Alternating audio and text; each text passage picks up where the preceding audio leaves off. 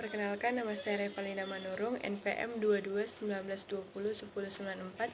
Saya dari Prodi Kebidanan Program Sarjana tingkat 1A. Baiklah, di sini saya akan menjelaskan kembali tentang aplikasi biomekanika dalam praktik kebidanan.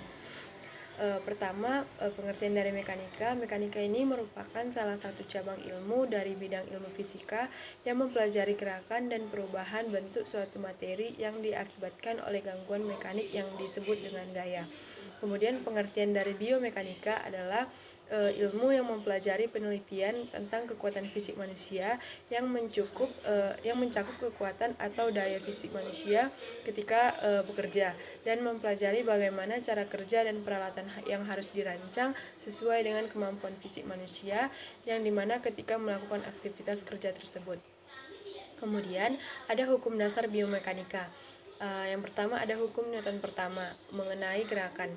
Ide yang dinyatakan oleh hukum Newton pertama ini mengenai gerakan adalah sesuatu benda akan tetap dalam posisi istirahat atau berada dalam keadaan gerakan yang sama kecuali jika diberikan gaya yang dapat menghilangkan keseimbangan.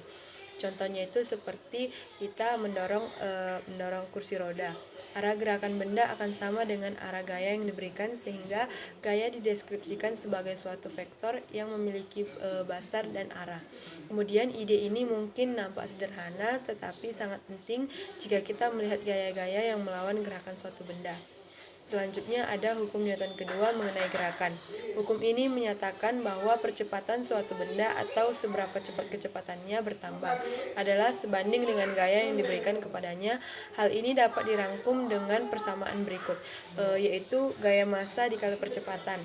Jika suatu gaya sebesar 1 Newton yang diberikan pada benda yang bermassa 1 kg akan memberikan percepatan 1 meter per sekon. Kemudian contohnya seperti kita mendorong brankar. Bayangkan di mana kita harus mendorong troli atau tempat tidur. Pada awal gerakan akan terjadi percepatan. Normalnya benda digerakkan dengan kecepatan yang konstan sehingga tidak lagi bertambah cepat dan gaya yang diberikan lebih sedikit.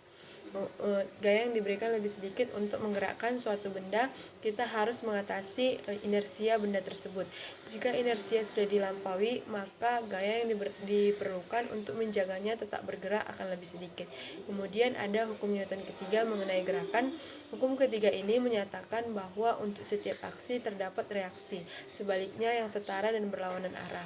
Dan hal ini membantu menjelaskan ide keseimbangan gaya yang telah disebutkan. Contohnya itu pasien berbaring di tempat tidur. Pasien yang berbaring di atas tempat tidur, kita menyadari bahwa tempat tidur menyokong pasien. Tanpa tempat tidur, pasien akan jatuh ke lantai. Baiklah, sekian dari penjelasan saya. Terima kasih.